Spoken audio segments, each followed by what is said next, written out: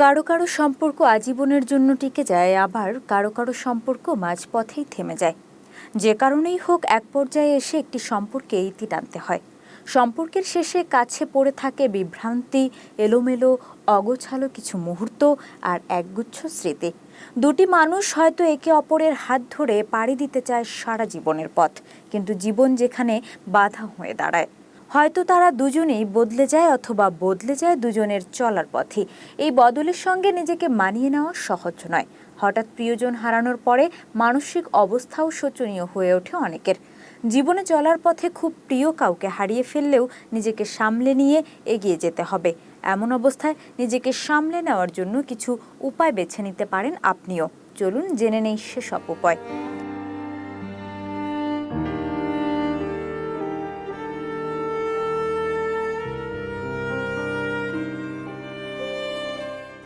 কথা বলা। যখন এটা নিশ্চিত হয়ে যাবে তিনি আপনার সঙ্গে আর কোনোভাবেই নেই, তখন থেকে শুরুর দিকের সপ্তাহগুলোতে তার উপস্থিতি আপনি সর্বত্র টের পাবেন। গান, movie, coffee, text message, restaurant বা ক্যাফে, যেখানে আপনারা সময় কাটিয়েছেন, যে পোশাকে তিনি আপনাকে সবচেয়ে বেশি পছন্দ করতেন, এরকম ছোট বড় সব কিছুতেই তার উপস্থিতি টের পাবেন। আর এসব অনুভূতি আপনাকে প্রতিনিয়ত আঘাত করতে থাকবে, যা অন্য কেউ বুঝবে না। এই বেদনাকে অনুভব করুন আর যতবার ইচ্ছা কাঁদুন। দমকা ঝোড়ো হাওয়ার মতো এসব অনুভূতি বইতে দিতে হবে। কে কি ভাববে, কে কি মনে করবে, এসব না ভেবে নিজের আবেগকে চেপে না রেখে আবেগের বহিঃপ্রকাশ করলে তা মনের ভার হালকা করে দেবে। নিকটজন প্রিয় বন্ধু অথবা মায়ের কাছে কথা বলুন। তাদের সঙ্গে সহজ হতে না পারলে সাইকোথেরাপিস্টের সাহায্য নিন, কিন্তু বিশ্বাস রাখুন, যন্ত্রণাদায়ক এই তীব্র অনুভূতি একসময় কেটে যাবেই।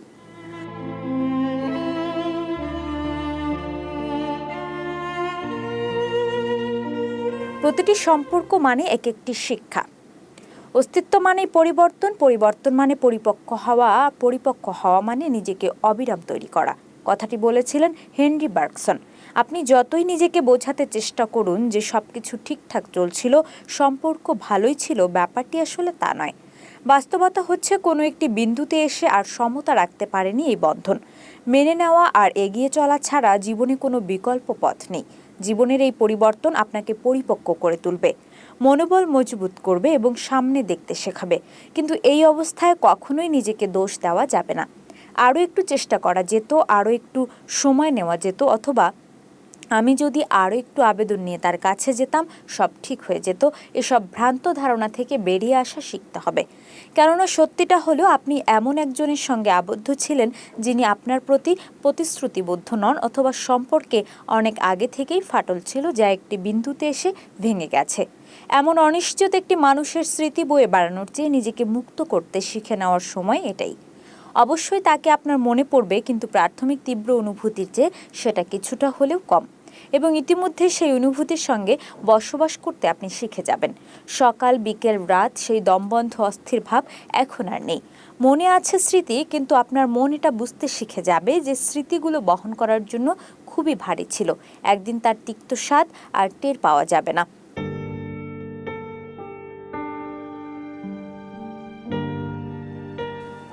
ভালো লাগার কাজ করুন। শেষেরও শেষ আছে।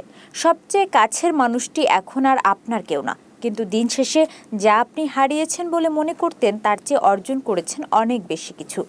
সময় এসেছে আবারও মনের টুকরো অংশগুলোকে একত্রে করার। যেসব দিক সম্পর্কের টানাপোড়েনে এতদিন অবধি একেবারেই আলোকিত ছিল না, সেদিকে আলোকপাত করুন। মন ও শরীর যেহেতু অভিন্ন, কাউকে বাদ দেওয়ার উপায় নেই। আপনি যা প্রত্যাশা করেন এবং আদতেই যে লক্ষ্যে যেতে চান, সেই উদ্দেশ্যে এগিয়ে যেতে নিজেকে ফোকাস করার বিকল্প কিছুই নেই।